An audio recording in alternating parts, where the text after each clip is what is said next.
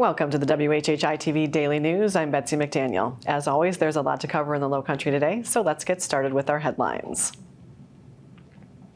It didn't take long after her re-election and a continued House majority for Republicans for Lowcountry Congresswoman Nancy Mace to introduce a bill that is sure to have some cheering and others jeering.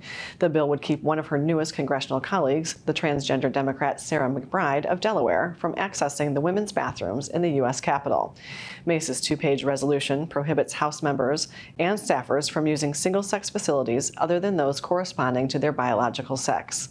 McBride responded by saying that every day Americans go to work with people who have life journeys different than their own and engage with them respectfully. I hope members of Congress can muster that same kindness.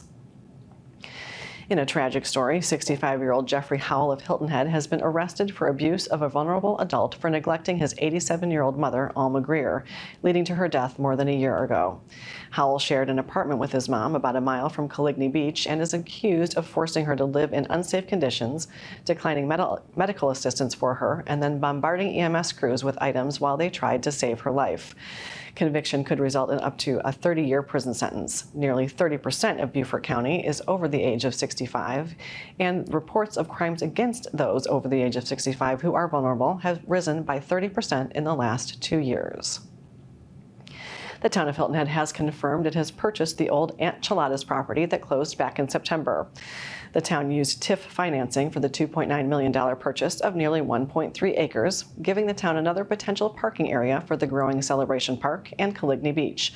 Although some in Town Hall are pushing for either the Aunt Chilada's property or the 1.8-acre Wild Rings property across the street to be preserved as a potential home for other town services or as another performance venue. Like many things on Hilton Head Island, that was just once a summertime tourist-related problem is now a year-round residents-included issue. The Sheriff's Department says the thieves have stolen nearly $7,000 worth of items from vehicle break-ins in just the first 2 weeks of November.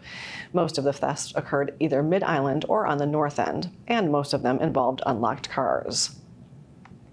Quietly last week, the State Board of Education ordered 7 books to be removed from library shelves in classrooms in the state's public schools for inappropriate content, while deciding that 3 classic books can stay on the shelves. This is the first time the state has eliminated books, as that power had previously been left to local schools to decide for themselves. 5 of the 7 books were considered okay by Beaufort County reviewers, but will now be removed. 4 of the banned books were authored by Sarah Moss as part of her Court of series, as were Damsel by Elena Arnold, Ugly Love by Colleen Hoover, and Normal People by Sally Rooney. 3 classics that will remain on the shelves are George Orwell's 1984, Shakespeare's Romeo and Juliet, and Harper Lee's To Kill a Mockingbird.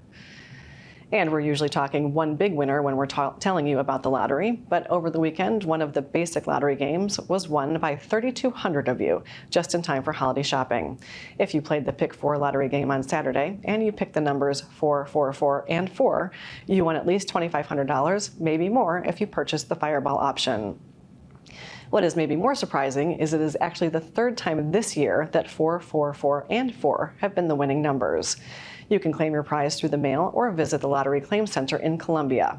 They are even posting wait times at the Lottery Center online at sceducationlottery.com. The media sources on your screen will have more on these and other stories, and we would love for you to like us on Facebook and follow us on Instagram at WHHI-TV. And if you have an idea for a news story, we'd love to hear it, so drop us a line at news@WHHITV.com. And now let's take a look at our Lowcountry Crawl Spaces weather with Maria Soden. Thanks, Betsy. Yep, so taking a look ahead, it does look like we're going to finish off this week with plenty of sunshine, but the temperatures are going to be staying on the cooler side. So taking a look at Thursday, it's going to be breezy and cooler with plenty of sunshine throughout the day. Hilton is going to have a high 60, a low 47. Bluffton and Beaufort have a high 60 and a low 45. The sunrise for Thursday is going to be at 6:58 and sunset's going to be at 5:20. Taking a look at the tides, high tides will be at 8:04 a.m. and low tides will be at 1:10 p.m. Taking a look into the rest of the weekend into the weekend, Friday it's going to be windy and cooler with plenty of sunshine again. Highs will be in the mid-50s, lows are going to get into the low 40s. Then come Saturday and Sunday, we're going to see plenty of sunshine throughout the day. Highs are going to be in the 60s, lows are going to stay in the 40s. That's it for your Lowcountry Crawl Spaces weather. Let's head it back to the desk. Thanks, Maria. Coming up after a quick break, we're going to learn about an award that was won by somebody in the Beaufort County School District. Don't go away.